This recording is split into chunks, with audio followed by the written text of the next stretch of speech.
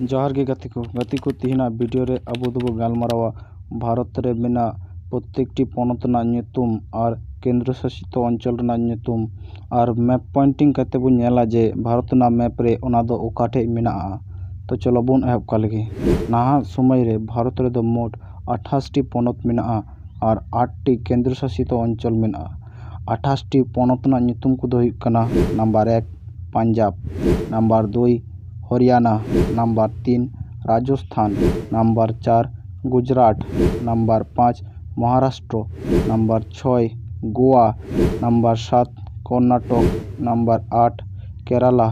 Number 9 Tamil Nadu, number 10 Andhra Pradesh, number 11 Telangana, number 12 Madhya Pradesh, number 13 Chhattisgarh, number 14 Jharkhand, number 15 Paschim Bang, number 16 Bihar, number 17 Uttar Pradesh, number 18 Uttarakhand, number 19 Himachal Pradesh, number 20 Sikkim, number 21 Assam, number 22 Meghalaya, number 23 Arunachal Pradesh, number 24 Nagaland, number 25 Manipur, number 26 Mizoram, number 27 Tripura, number 28 Orissa. Bharat देशम रे दो मोट 8 T केंद्र शासित अंचल ना